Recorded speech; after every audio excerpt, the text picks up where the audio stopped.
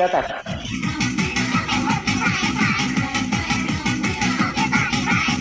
Terus.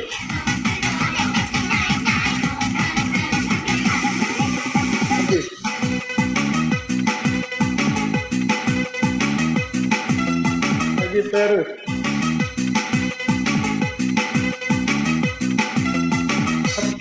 Awal lagi. Mantap.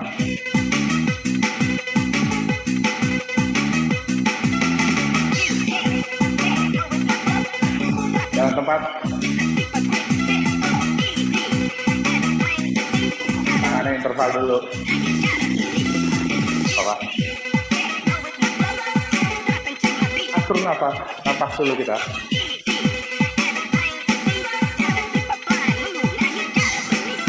Sultan. Sultan. Terus. Lagi.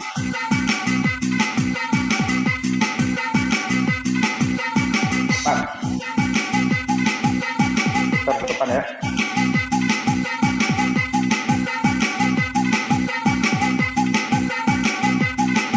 Balik kanan. Terbelakang.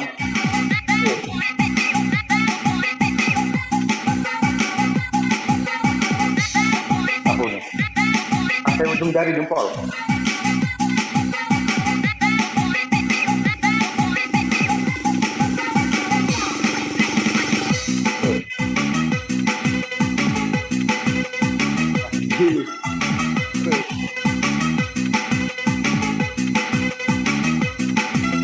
Oke, jalan tempat. Kita mulai cooling down. Sudah 13 menit. Terus. Baik. Hebat, absurd lurus. Jalan tempat. Up. Oke, jalannya kita terlambat. Oke. Lembiknya aja naik. Terus. 6, 10 kali 1.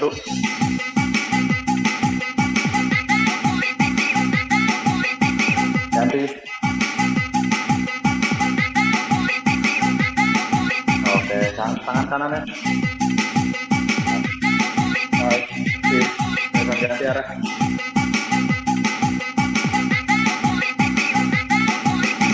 Belakang.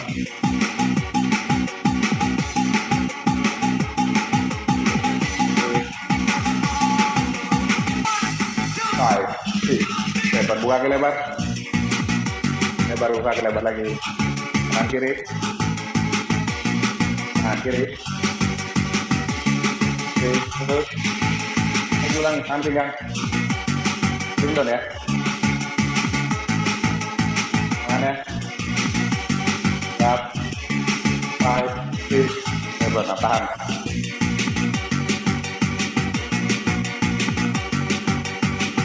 Tapi turun.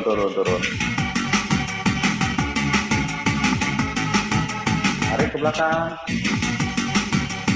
Terus. Depan lagi front.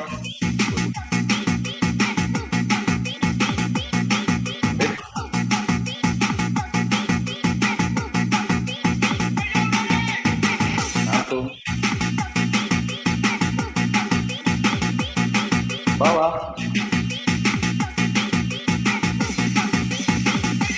Mundur, tarik. Mantap. Oke, pegang kedua ujung sepatunya.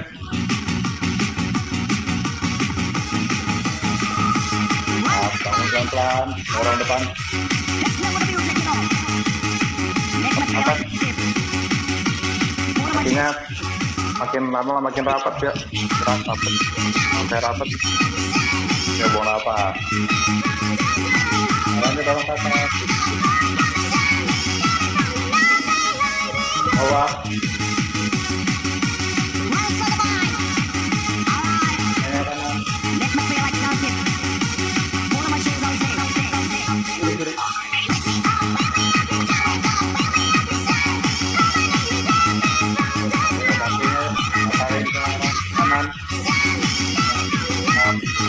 ganti arah.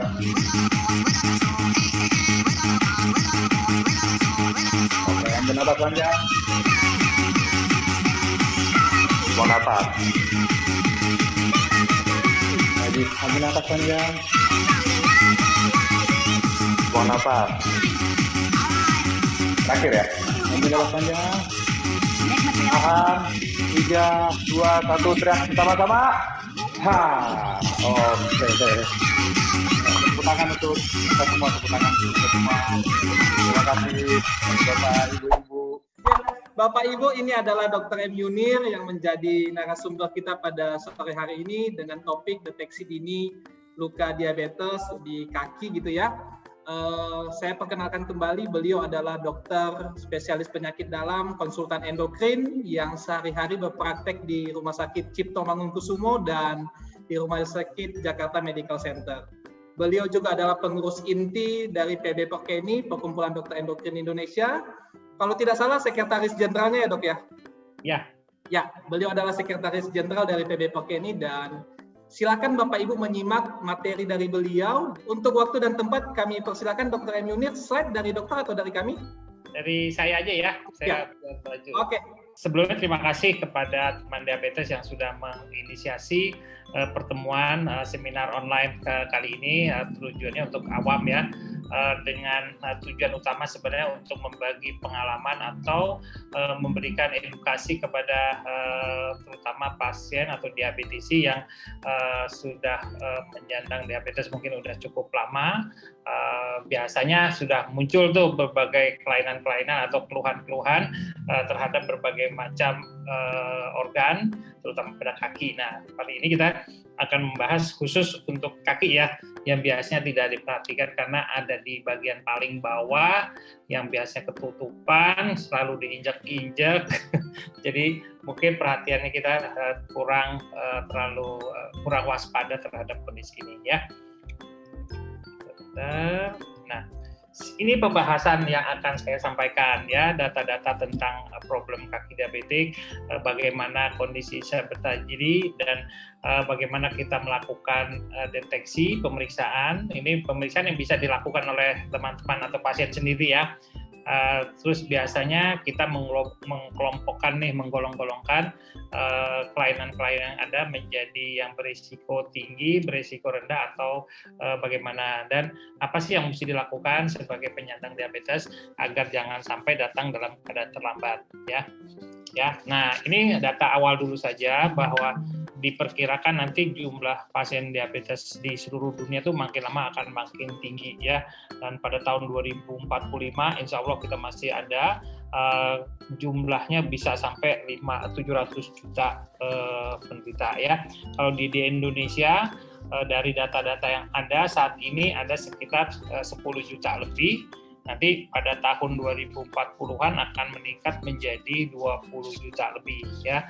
Nah, itu yang akan menjadi masalah pada kita semua karena kondisi ini akan terus berlangsung sampai ya agak sulit karena ini berkait dengan usia, berkaitan gaya hidup dan sebagainya yang menyebabkan penurunan angka diabetes ini agak sulit dicapai. Justru makin lama makin tinggi ya. Oke, ini inti yang kita akan bicarakan ya, yang dimaksud kaki diabetik ini adalah sebenarnya bukan macam-macam, ada suatu kelainan karena infeksi atau karena ada luka atau ada beberapa kelainan struktur jaringan atau kerusakan jaringan pada kaki, jari dan telapak kakinya yang berkaitan dengan gangguan saraf atau neuropati ya, kalau di istilah di kedokteran bilangnya neuropati, atau disertai juga dengan adanya gangguan pembuluh darah di kaki, baik pembuluh darah besar maupun pada pembuluh darah kecilnya, yang dampaknya akan menyebabkan suatu kerusakan atau infeksi sehingga berisiko kondisi ini menyebabkan terjadinya amputasi pada pasien yang bersangkutan. Nah, kalau kita lihat komplikasi ini, sebenarnya secara keseluruhan, seluruh orang diabetes berisiko sekitar 25% untuk mengalami berbagai macam masalah, ya, mulai dari masalah semutan, terus masalah kakinya nyeri, yang lecet, terus yang mengalami infeksi. Nah, itu ada sekitar 25% dari seluruh penderita diabetes. Nah, kalau jumlah secara keseluruhan kalau dikaitkan dengan manifestasi yang muncul yang kita sebut sebagai ulkus atau luka, itu akan ditemukan pada 2% pasien.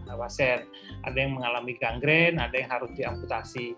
Ya, kalau di RSCM sendiri datanya angka amputasinya tuh 16%. Jadi seluruh pasien yang dirawat itu 16% harus dilakukan tindakan amputasi, baik jarinya saja ataupun kadang-kadang kalau memang tidak bisa diselamatkan, tungkai di bawah lututnya harus dibuang. Nah, umumnya hal ini datang karena pasien itu datangnya terlambat. Jadi gejala-gejala awal yang harusnya bisa disadari untuk segera mencari pengobatan itu tidak diketahui atau mungkin tidak terlalu aware pasien-pasiennya, sehingga pada waktu sampai ke rumah sakit banyak kondisi yang sudah terlambat untuk diselamatkan, sehingga resiko terjadinya amputasi menjadi tinggi. Padahal kalau kita melakukan usaha pencegahan, ya, melakukan deteksi dini, itu angka risiko terjadinya amputasi bisa turun sampai 85%. Jadi bisa menyelamatkan banyak orang, ya, kalau kita menyadari apa sih yang terjadi pada kaki seorang diabetes. Nah, ini adalah gambaran yang akan dihadapi dari kondisi yang ada, ya. Kita harapkan banyakkan pasien itu datang dalam keadaan sebelum ada luka, ya, jadi kakinya masih baik, terus belum ada tanda-tanda penurunan fungsi sarafnya, pembuluh darahnya masih bagus. Nah, cuma nanti beberapa akan masuk karena ketidaktahuan mengalami luka. Nah, luka yang tidak dikelola menjadi kronis, yang kronis harus menjalani amputasi. Nah, ini kondisi setelah terjadi amputasi. Ya, lukanya menjadi sembuh, jari-jarinya tidak lengkap, tinggal salah satu jarinya. Atau bisa juga setelah amputasi pasien pulang karena kondisi sudah membaik, tinggal menunggu perubahan kondisi lukanya, perbaikannya. Jadi ini yang akan muncul, yang sering datang ke tempat praktek atau ke rumah sakit, masing-masing mempunyai gambaran yang berbeda-beda. Nah, apa yang sebenarnya menjadi dasar kerusakan atau munculnya luka pada kaki orang diabetes? Awalnya, diabetes yang awal itu menyebabkan kadar gula darah tinggi. Gula darah yang tinggi yang tidak terkontrol karena mungkin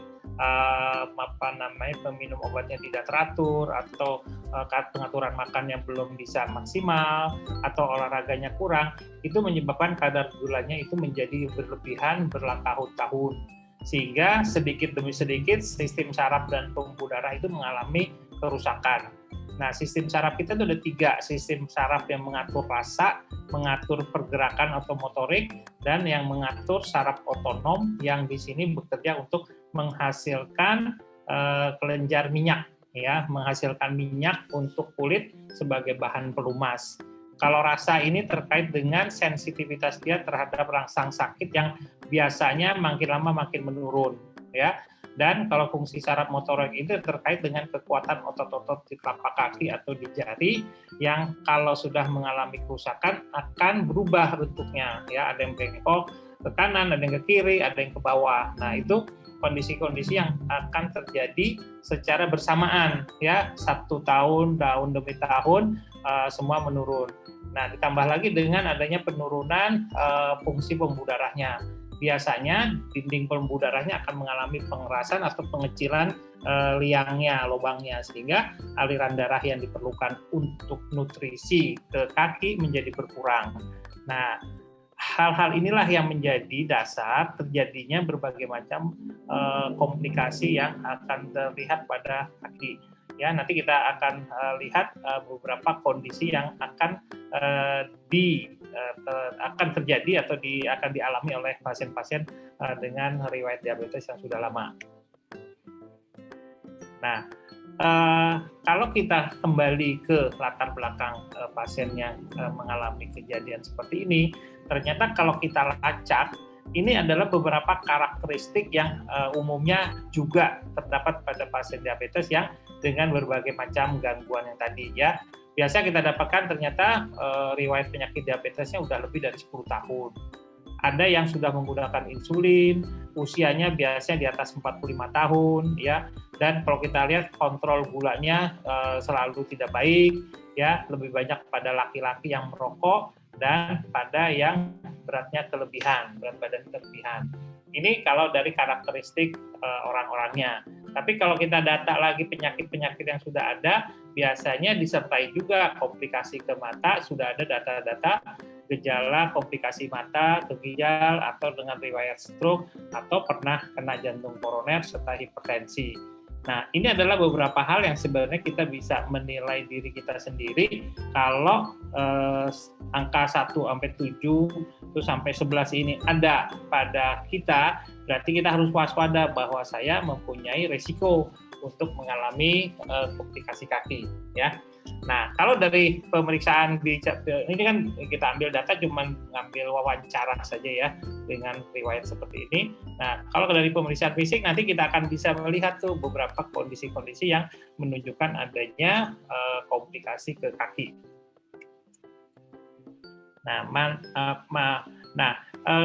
Ini yang tadi saya katakan bahwa usia itu mempengaruhi risiko munculnya komplikasi kaki, ya. Jadi kalau dibandingkan usia 25-34 sampai di atas 75 atau di atas 65, itu kelihatan angka kejadiannya makin lama makin tinggi, ya.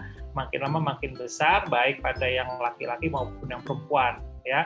Jadi jenis komplikasinya baik luka, amputasi maupun infeksi yang berat itu makin tinggi sesuai dengan usia dari pasien. Nah, apa yang mesti dilakukan? Ya, biasanya kita nanya nih riwayat dulu sebelumnya, apakah pernah ada data-data seperti ini? Pasien yang pernah mendapatkan riwayat pernah dirawat karena luka atau pernah diamputasi, berarti dia sudah mempunyai satu faktor risiko, ya. Terus pernah menjalani tindakan perbaikan pembuluh darah di kaki, ya, seperti kateterisis jantung, ya. Pada orang diabetes dengan masalah kaki sering juga dilakukan tindakan kateterisasi di kakinya. Terus ada luka yang sudah 3 minggu tidak sembuh-sembuh, ditambah lagi dengan merokok, kadar gula darahnya tinggi, dan tidak atau jarang menggunakan alas kaki di rumah. Nah, ini hati-hati ya, jadi di dalam rumah mesti menggunakan alas kaki untuk mencegah jangan sampai terjadi luka, ada paku kecil yang bisa nempel, ya. Nah, kalau melihat atau mencari keluhannya, ini adalah keluhan-keluhan yang sering dirasakan oleh pasien, ya. Sering bilang kakinya terbakar, rasa kesemutan, rasa baal, terus kebas-kebas, hilangnya rasa sensasi di kaki. Ini adalah beberapa tanda-tanda atau gejala yang bisa menjadi petunjuk, oh ini beresiko atau tidak. Nah, apa yang mesti dilakukan? Biasanya kita ajari nih pasien-pasien itu, coba deh periksa sendiri ya, apakah ada pada masing-masing kaki, tinggal melihat aja, buka kaos kakinya, ngelirik kakinya, lihat kulitnya, nanti periksa sarafnya, terus bagaimana kondisi otot-otot dan tulang serta pembuluh darahnya. Ini adalah pemeriksaan-pemeriksaan yang sebagian bisa dikerjakan sendiri tanpa butuh bantuan alat-alat atau tidak harus ke dokter ya. Nanti kalau kita menyadari ada berbagai macam kelainan seperti ini, kita harus laporkan atau kita menginformasikan apa yang mesti saya lakukan kalau saya sudah mempunyai berbagai macam faktor risiko seperti ini. Nah, ini adalah pemeriksaan kulit yang harus diperhatikan ya. Biasanya lihat kukunya, biasanya adakah jamur ya, apakah ada tanda-tanda luka kecil seperti ini ya. Terus apakah lihat jari-jarinya bengkok atau tidak, lurus atau tidak. Terus ada kalau diraba di telapak kakinya ada tanda-tanda penebalan enggak yang kita sebut sebagai mata ikan ya. Terus kita bisa juga deteksi kok bulu rambut kaki saya makin lama makin tipis ya. Biasanya kalau yang dulu rambutnya tebal itu akan menyadari kok sekarang udah makin tipis ya. Jadi ini adalah salah satu gejala-gejala atau beberapa gejala yang mesti diwaspadai. Oh, jangan-jangan saya udah mempunyai faktor risiko. Nah, ini adalah kelainan kulit yang sering terjadi yang tidak disadari ya. Kulitnya bercak-bercak, bersisik ya, tuh warnanya suram, terus biasanya seperti ada apa ya, kayak seperti ada serbuk atau bubuk ya. Nah, ini adalah tanda-tanda yang bisa menjadi petunjuk ya. Nah, mungkin diperhatikan di sini ada apa, mata ikan yang kadang-kadang tidak sengaja dikorek-korek atau digaruk-garuk ya, karena menimbulkan rasa nyaman kalau itu dikorek-korek pakai tangan, padahal itu resiko untuk terjadinya luka ya. Ini kulit-kulit yang kering yang saya katakan tadi, bahwa pasien kaki diabetik itu kelenjar keringatnya sudah tidak berfungsi dengan baik. Nah, ini kelainan kuku yang juga sering kita dapatkan ya, bahwa kukunya menjadi tebal, terus tumbuhnya masuk ke dalam ya, terus kadang-kadang warnanya seperti ini ya, ini ada tanda-tanda ada jamur di dalam ininya, di dalam kukunya ya. Nah, di sini yang kita lihat misalnya kadang-kadang kalau di kerok nih ada serbuk-serbuk seperti tepung yang terbang, itu biasanya jamur itu udah tumbuh di situ. Nah, ini penebalan kulit yang sering terjadi ya, kita bilang corn atau mata jagung ya, karena saking seringnya bergesek dengan alas sepatu, dengan sepatu yang sempit ya, karena dia tidak merasa sakit, dia terus pakai sepatu yang sempit itu, sehingga terjadilah gesekan yang terus-menerus, akan muncul kulit yang menebal ya. Kalau istilahnya di medis kita bilang sebagai callus, kalau di awam bilangnya mata ikan ya. Nah, mata ikan ini kalau tidak dirawat, lama-lama akan tebal, lama-lama akan pecah sendiri ya. Kalau dia pecah sendiri, dia akan bolong. Nah, kalau akan bolong tidak disadari akan terinfeksi. Nah, hal-hal seperti inilah nanti yang harus disadari oleh masing-masing pasien.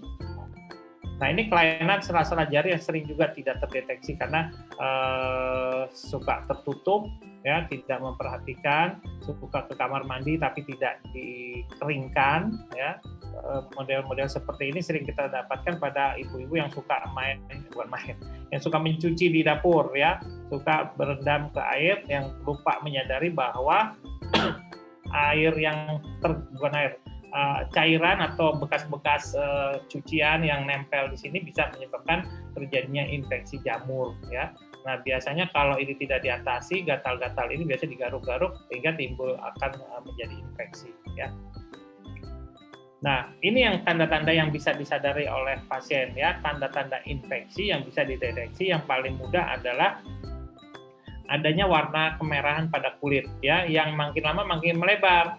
Awalnya mungkin cuma kurang dari 1 cm, lama-lama melebar dan seterusnya, sehingga terlihat warna seperti bara api seperti ini. Ya, ini kalau dipegang terasa lebih hangat, dan kadang-kadang kalau orang yang masih sensitif ditekan sedikit agak nyeri. Ya, nah, tanda-tanda ini yang harus diperhatikan segera untuk mencari pengobatan agar infeksi yang terjadi pada kulit jangan sampai berkembang menjadi parah.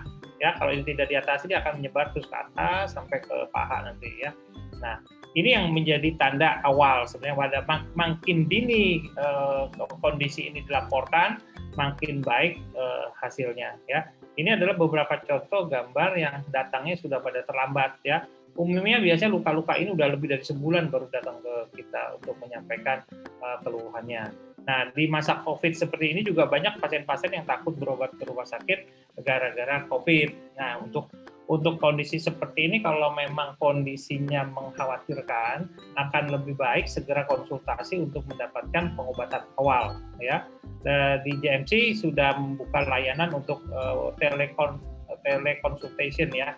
Jadi bisa bikin jadwal untuk pertemuan, nggak usah datang tapi bisa telepon dulu. Nah, itu mungkin untuk menyaring yang memang harus datang, sebaiknya datang, tapi beberapa kondisi bisa, ini nggak usah datang, ambil obat ini aja dengan data-data yang sudah disampaikan. Nah, ini pemeriksaan saraf yang sangat sederhana, ya. Jadi hanya menjerahkan jari itu ke atas, ke bawah, ke samping, biasanya dilakukan oleh orang lain. Terus suruh tebak, ini jarinya saya goyangin ke arah mana. Terus kalau kita pegang, ini jari 1, 2, atau 5. Pada orang yang sudah mengalami gangguan saraf, biasanya jawabannya sering salah. Ya, nanti coba kita tes sendiri masing-masing. Kalau memang hasil tesnya ternyata memang ada gangguan, nanti segera lapor untuk mendeteksi saya udah punya faktor risiko namanya, ya. Nah, ini pemeriksaan sendi-sendi yang digoyangkan. Biasanya Kalau sendi orang normal itu bisa sampai maksimal terdorong ya. Nah, biasanya pada orang diabetes sudah lama ini gerakan sendinya paling cuma 10 derajat ya, maju mundur. Sehingga yang menjadi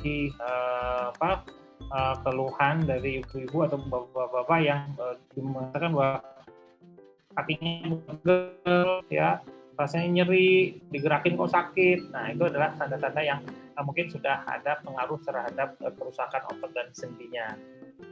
Nah, selain itu juga kita bisa lihat bentuk jari yang bengkok, ya arahnya udah nggak karuan, ya. Ini akibat gangguan motorik yang menyebabkan jari-jari menjadi bengkok. Nah, ini nggak bisa diapa-apain lagi. Yang kita lakukan adalah mencegah jangan sampai jari-jari ini menjadi luka. Ini pemeriksaan pembuluh darah. Ya, biasanya kita raba punggung ini dengan telapak kaki dengan jari-jari seperti meraba kita kalau habis senam ya, di denyut arteri di tangan. Ini kita pindahkan meraba di punggung kaki atau di belakang tulang kering ya, itu juga bisa menjadi bentuk apakah ada gangguan pembuluh darah apa enggak. Atau kalau ke rumah sakit bisa minta pemeriksaan dengan namanya USG Doppler ya, seperti periksa bayi waktu hamil. Nah, ini ada hal-hal yang perlu diingat untuk pasien yang sudah mendapatkan atau mendeteksi adanya risiko. Lakukan pemeriksaan kaki setiap hari, ya. Lihat tanda-tanda luka, ya, ada kemerahan, tanda-tanda infeksi, ya, di sekitar kukunya ada tanda-tanda luka atau tidak. Terus gunakan pelembab secara teratur, ya, seluruh permukaan kaki kecuali sela jari, ya. Gunakan gerakanlah jari, ya, bilang senam kaki ya, pergelangan kaki dan jari-jarinya selama 5 menit untuk 2-3 kali per hari sambil nonton TV ya, atau sambil duduk sambil ngobrol, kakinya jangan dilipat tapi digerak-gerakan. Lakukan pemeriksaan alas kaki atau sepatu, apakah ada batu, ada paku ada di dalamnya yang nancep, mungkin nanti kita tidak menyadarinya. Lalu selanjutnya gunakan kaos kaki yang jahitan di ujungnya ya. Sekarang banyak kaos kaki yang diproduksi tanpa ada jahitan di ujungnya ya. Jaga kebersihan kulit kaki ya, cuci kaki setiap hari, cuman harus langsung dikeringkan ya. Terus periksa secara rutin kalau lagi ke dokter atau ke rumah sakit atau ke puskesmas, minta periksa, tolong dilihat ada nggak tanda-tanda yang mencurigakan dari kakinya ya. Nah, ini yang tidak boleh dilakukan ya. Jangan berjalan tanpa alas kaki ya. Gunakan selalu alas kaki walaupun ada di kamar ya. Ini untuk mencegah jangan sampai ada luka kecil yang nanti gara-gara paku kecil bisa menjadi masalah ya. Jangan menggunakan sepatu terlalu sempit, contohnya seperti ini. Kalau kita gambarkan milih sepatu, jangan sampai jari-jari kita dipaksa untuk nekuk seperti ini ya. Jadi carilah sepatu yang toolbox-nya kita bilang bagian depannya itu lebih longgar ya. Jangan menggunakan pemanas ya. Hati-hati, sering terjadi penggunaan pemanas menyebabkan kaki menjadi melepuh ya. Terus jangan berusaha untuk menipiskan mata ikan yang tumbuh sendiri ya. Biasanya ada yang menggunakan silet, ada yang menggunakan digosok, itu sering terjadi infeksi karena tidak menyadarinya. Nah, itu tadi khusus kaki. Nah, untuk secara keseluruhan ini juga akan terjadi gangguan ya, gangguan metabolik terkait gula darah, terus pembuluh darahnya terkait dengan tekanan darah. Ini yang kuning-kuning ini adalah bagian-bagian yang bisa diambil alih, bukan diambil alih, bisa dilakukan pengontrolannya oleh pasien sendiri ya. Kalau untuk pembuluh darah biasanya usahakan kontrol tekanan darahnya lebih baik, terus obat-obat kolesterol, merokok, dan kegemukan bisa diatasi. Untuk mengontrol tekanan pada telapak kaki, gunakan sepatu yang bagus, yang baik ya, supaya tidak menjadi penyebab terjadinya luka. Tanda-tanda infeksi, saya rasa Bapak-Bapak Ibu bisa mendeteksi kalau ada infeksi yang tadi saya sampaikan. Jaga kebersihan kulit, ini merupakan bagian penting dari perawatan diri masing-masing ya. Terus kalau untuk perawatan luka ya apabila lihat ini harus dilakukan oleh tenaga medik ya. Mungkin ada beberapa yang bisa dilatih untuk mengganti balutan luarnya, boleh silakan kalau terjadi masalah seperti itu.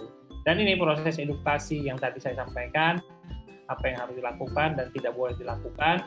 Terus bagaimana pengelolaan diabetes secara keseluruhan, pengaturan makan, tadi olahraga dan sebagainya. Nah, yang terakhir adalah kalau kita mendeteksi ada beberapa kelainan yang mengkhawatirkan dari yang saya sampaikan tadi, segera ke rumah sakit untuk minta pertolongan. Saya rasa itu. Nah, ini terkait dengan pengendalian gula darah yang sudah saya sampaikan tentang gula darah dan AB1, bisa menggunakan teman diabetes aplikasinya supaya monitoring gula darahnya bisa terjaga dengan baik. Biasanya kalau udah punya alat periksa gula darah dicatat di buku, ya, pada waktu konsultasi bukunya ketinggalan atau bukunya hilang, sehingga data-data yang sudah tercatat dengan baik tidak bisa dimanfaatkan untuk evaluasi waktu berobat.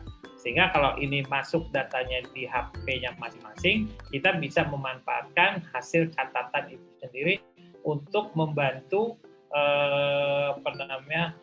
pengobatan yang dilakukan. Mungkin obatnya bisa dikurangi atau ditambah atau tidak tepat, karena kita bisa melihat data loh, kok ini terjadi kita bilang hipoglikemi terus, atau kok di rumah gulanya selalu di atas 300, tapi begitu berobat ke konsultasi gulanya bagus. Nah, itu ada sesuatu yang bisa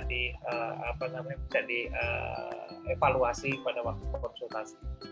Ya, itu tanda-tandanya nanti data-data ini bisa kita dapatkan pada waktu aplikasi dibuka. Jadi ibu yang mengisi, bapak-bapak mengisi sendiri, dilihat ngisinya jam berapa, nanti waktu itu makan apa tidak, obatnya bagaimana. Jadi bisa belajar untuk kemandirian pengelolaan diabetesnya.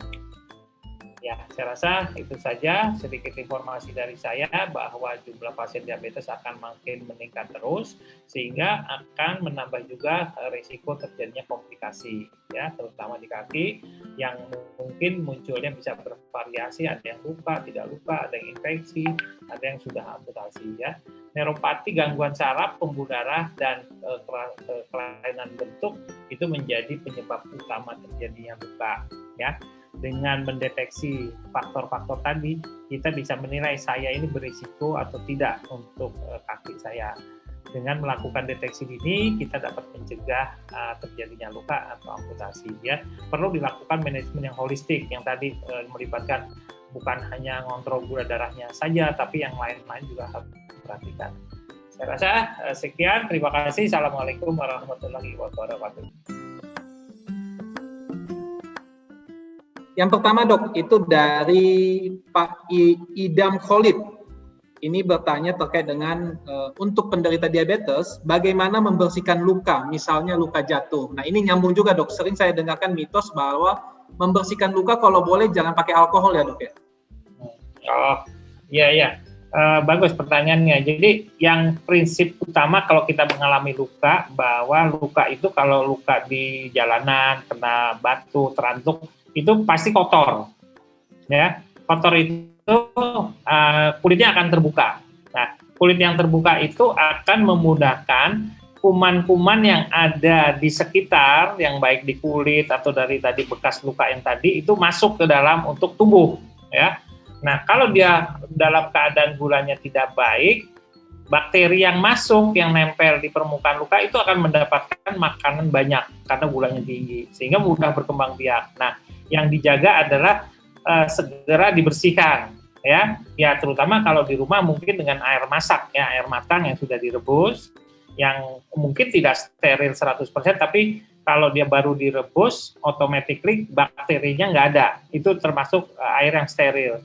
Nah, dicuci dengan itu, dibersihkan sampai kotorannya keangkat semua. Nah, biasanya boleh dikasih antiseptik sebentar, dikasih betadine untuk membunuh sisa-sisa bakteri yang masih ada di situ, ya. Kalau menggunakan alkohol bisa juga, tapi akan terasa perih, ya, perih sekali. Jadi tergantung dari daya tahannya. Cuman kalau dicuci dengan cairan air yang steril atau air yang sudah matang itu udah cukup, ya. Kalau dengan NaCl, ada di rumah NaCl, boleh dengan cairan NaCl. Nah, segera kalau lukanya besar, kayaknya perlu dikasih antibiotik untuk mencegah terjadinya infeksi yang lebih lanjut. Jadi harus ke dokter. Kalau cuma lecet-lecet sedikit, mungkin bisa teratasi dengan pemberian betadine saja. Oke, baik. Terima kasih dok atas jawabannya. Kemudian kita lanjut ke pertanyaan dari Budini Harumianti. Ini mungkin pertanyaan lebih kompleks, bukan hanya terkait dengan kaki. Dokter, mungkin atau tidak untuk menghindari komplikasi kaki diabetes? Bagaimana cara supaya terhindar dari komplikasi tersebut? Satu, sebenarnya tadi perjalanannya sesuai dengan riwayat diabetesnya ya kan. Jadi kalau udah kena diabetes, usahakan gulanya lebih bagus. Terus kalau dia lagi perokok, berhenti perokoknya. Ya, kalau dia kurang exercise, lakukan exercise. Biasanya yang baru-baru kena diabetes itu belum ada apa-apanya tuh, ya masih bagus. Cuman nanti kalau makin lama dengan kendali gula darah yang buruk, itu akan muncul. Nah, suatu saat akan muncul juga keluhan ke arah kaki seperti ini. Kalau sudah ada yang tadi saya bilang faktor risikonya sudah muncul, berarti yang kita lakukan adalah yang tadi, yang harus dilakukan apa, yang tidak boleh dilakukan apa. Jadi mendeteksi, menjaga kelembapan, jaga kebersihan, gunakan alas kaki, kalau perlu pakai kaos kaki, terus kaki selalu dicuci, diperiksa setiap hari. Nah, itu merupakan langkah-langkah yang bagus untuk mencegah terjadinya komplikasi. Ya, karena dengan tindakan itu tadi bisa mencegah sampai 85% kejadian amputasi atau luka pada pasien diabetes. Oke, baik dok. Dok, ini ada pertanyaan yang menarik juga nih, terkait dengan pemilihan alas kaki yang baik dan benar. Mungkin ada saran dok, dari sisi ukurannya atau dari sisi bahannya, itu seperti apa yang baik dok, untuk menghindari adanya lecet? Nah, jadi yang tadi, jangan memakai alas sepatu ya yang sempit. Ya, tadi jari-jari kita jangan sampai dipaksa untuk dipaksa mengecil ya. Karena sepatu ya biasanya sepatunya ibu-ibu nih yang runcing depannya ya. Jadi pada waktu dia masuk ke dalam, jarinya itu dipaksa untuk masuk. Nah, kalau sudah makainya susah dan kalau sepatunya pada waktu kita buka sepatu ada bekasnya, berarti sepatunya sempit. Ya, itu tanda awal. Ya. Nah, untuk memilih sepatu biasanya kita sarankan belanjanya jangan pagi-pagi tapi sore-sore. Karena pada waktu sore ukuran kaki kita relatif lebih besar dibandingkan pada waktu pagi, sehingga kita mendapatkan ukuran sepatu yang pas untuk kaki kita. Terus jangan pakai yang runcing ya, ibu-ibu mungkin sepatu gayanya agak ditinggalkan. Kalau mau pesta mungkin dipakai saat pesta saja di mobil, nanti copot lagi. Jadi artinya jangan sampai kaki itu dipaksa untuk masuk ke sepatu yang pas-pasan. Ya, itu beberapa yang mesti dilakukan. Oke, baik dok, terima kasih. Ini ada pertanyaan dari Pak Aris Han. Yang terhormat Dr. M. Yunir, pasien-pasien dengan diabetes mellitus tipe 2 yang ideal untuk terapi stem cell, apakah bisa sembuh total dok? Ada dua stem cell yang ada saat ini, stem cell untuk pankreas, ada stem cell untuk kaki. Ya, kalau stem cell untuk pankreas itu masih dalam taraf penelitian, ya, belum benar-benar menunjukkan hasil 100%, ya. Dan indikasinya juga hanya terbatas untuk pasien-pasien yang sudah menggunakan insulin dosis tinggi tapi tidak terkontrol dengan baik dan harus mempunyai fungsi ginjal yang bagus. Karena pada prosesnya ada langkah-langkah pemeriksaan yang membutuhkan fungsi ginjal yang harus baik. Nah, jadi itu. Ya, kalau untuk kaki juga masih dalam riset, jadi ada beberapa yang menggunakan stem cell untuk perbaikan luka. Ya kan tadi lukanya susah sembuh. Nah, dengan adanya stem cell, ternyata proses penyembuhan lukanya menjadi lebih cepat. Oke, baik. Demikian Pak Arisan, jawaban dari Dr. M. Yunir. Kemudian ini dari dari Pak Suhartono. Dr. Yunir, apakah gejala gatal-gatal, nyeri kaki dan baal, dan flek trotol-trotol hitam pada kaki merupakan gejala neuropati? Dan bagaimana pengobatan atau pengontrolannya? Terima kasih. Ya, betul. Itu jadi gejala-gejala awal neuropati yang terjadi akibat gulanya yang tidak terkontrol dengan baik. Jadi untuk menghindari atau mencegah atau memperlambat munculnya komplikasi, kembali lagi pengendalian gula darahnya harus baik. Ya, usahakan levelnya itu mendekati seperti orang normal sehingga proses kerusakan menjadi bisa diperlambat untuk terjadi. Oke. Baik dok, ini nyambung dengan Ibu Reni. Selamat sore dokter, ingin bertanya pada pasien DM dengan gangguan neuropati di kaki, sudah mendapatkan vitamin dan gabapentin, tapi masih nyeri. Bagaimana tata laksananya ya dok? Terima kasih. Ya, kalau udah mendapatkan pengobatan, mesti ditanya lagi dosis obatnya sudah optimal apa belum, ya. Karena kerusakan sistem saraf itu gradasinya juga banyak, mulai yang dari ringan, yang sedang, yang berat, sampai yang berat sekali. Sehingga dosis obat yang digunakan, kalau umpamanya gabapentin, itu kan satu tablet, satu kapsul itu 300 mg. Nah, itu bisa digunakan sampai 3 kali 2, jadi bisa 1.800 untuk kasus-kasus yang berat. Jadi, kembali lagi ke tadi Ibu siapa yang menanyakan, kalau memang dosisnya belum maksimal, itu bisa ditambahkan lagi, atau dikombinasi dengan golongan obat saraf yang lain, bisa 2 macam. Gitu. Oke, baik dok. Ini dari Bapak Ade Kurniawan. Dok, kalau sudah terjadi luka kecil di kaki, olahraga jalan kaki setiap hari apa masih bisa dilakukan dok? Ya. Tergantung lokasinya. Kalau lokasi lukanya ada di telapak, sebaiknya istirahat. Ya, karena begitu dia berjalan atau berlari atau naik sepeda, beban berat badan pada waktu dia melangkah atau berjalan itu akan mengenai permukaan luka, sehingga permukaan luka yang tadinya jaringannya mau tumbuh untuk sembuh itu akan rusak, ya, sehingga akan sangat baik disarankan diistirahatkan. Kalau lukanya ada di daerah punggung kaki, itu masih bisa berjalan, masih bisa olahraga, tapi usahakan mesti diperhatikan sepatunya. Apakah sepatunya menekan permukaan luka atau tidak? Ya, jadi prinsipnya adalah permukaan lukanya itu harus terhindar dari tekanan. Ya, bagaimana caranya? Ya bisa diatur situasinya. Mungkin olahraganya dipilih yang tidak membebankan kaki, seperti umpamanya sepeda. Ya, jadi sepeda tapi dengan luka di depan kan, jadi nggak masalah. Jadi dia mendayung. Gitu. Itu salah satu ininya. Ya. Oke, baik dok.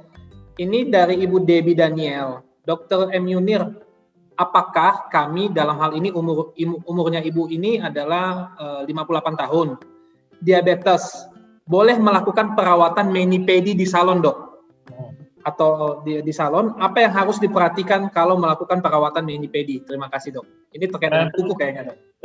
Prinsipnya pedi-mani di salon itu untuk pada pasien-pasien yang kelainan kakinya masih awal, belum ada gangguan, ya. Mungkin yang paling sering dilakukan adalah potong kuku, ya, potong kuku atau membersihkan sela-sela jarinya. Nah, informasikan kepada petugas bahwa saya diabetes, ya, karena nanti ada satu teknik memotong kuku yang tidak boleh dilakukan, yaitu mengikuti lengkungan kuku. Nah, itu beresiko nanti tubuhnya akan tenggelam ke dalam. Jadi, kalau memotong kuku itu sedikit dibikin datar, ya. Jadi, sudut kuku itu nggak boleh dibikin lengkung ke bawah. Nah, itu yang mesti diperhatikan pada saat perawatan luka. Terus mesti diperhatikan pada waktu ke sana, usahakan kakinya sudah dicuci dulu, ya, dalam keadaan bersih. Jadi, jangan sampai nanti ada yang kotor-kotoran itu terbawa. Artinya mengurangi risiko terjadinya infeksi karena kaki yang tidak bersih, ya. Nah, di dalam perawatan di sana ya sama seperti biasa. Mungkin kalau ada perawatan terus tiba-tiba ada luka kecil sedikit, mungkin bisa dikasih alkohol sedikit atau betadine untuk mencegah jangan sampai kuman yang ada di situ jadi tumbuh masuk ke kulit yang terluka, ya. Oke, baik dok. Kemudian dok, ini saya juga mau, ini pertanyaan dari saya pribadi sih, melihat dari presentasi dokter tadi, apa yang memutuskan tindakan amputasi diambil dok jika ada luka di kaki atau di jari itu yang akhirnya dokter memutuskan ini harus diamputasi? Biasanya kita ambil keputusan itu kalau satu jaringan yang sudah mati udah luas, ya, biasanya udah dalam, sehingga kalau umpamanya kita bersihkan di ruang operasi itu bagian-bagian itu terbuang sehingga tinggal tulang. Jadi tulangnya akan terbuka. Nah, itu tidak memungkinkan untuk dipertahankan seperti itu, ya. Atau kalau satu jari sudah menghitam, ya, atau 2 jari. Nah, itu kalau udah hitam berarti jaringannya udah mati, udah nggak bisa dipertahankan, ya. Kedua, kalau infeksinya itu sudah mulai menjalar sampai ke mungkin sudah sampai ke betis atau ke paha yang tanda-tanda infeksi beratnya sudah muncul pada pasien. Biasanya pasien udah mulai ngaco, tensinya mulai turun, suhunya nggak turun-turun. Nah, itu biasanya kita kondisi ini berisiko untuk terjadinya infeksi yang menyebabkan kematian. Biasanya segera sumber kuman yang ada di kaki itu dibuang. Nah, itu adalah beberapa indikasi untuk dilakukan tindakan amputasi. Kalau jaringan matinya masih sedikit, artinya kalau itu dibuang tapi tidak menyebabkan tulangnya terbuka, itu biasanya masih dipertahankan untuk tidak diamputasi. Oke, baik dok. Ini mungkin pertanyaan terakhir dok, tinggal satu pertanyaan lagi yang masuk ke saya. Dari Adis Gong, ini bapak atau ibu, mohon maaf. Dokter, apakah ada salep yang cocok dengan kaki luka ringan dan apakah harus obat disertai dari dalam? Apakah ada pendamping obat yang harus diminum gitu dok? Kalau obat dari luar biasanya pelembab ya. Tapi kalau umpamanya ada luka, biasanya dikasih antiseptik dan lukanya itu harus ditutup. Ya. Nah, beberapa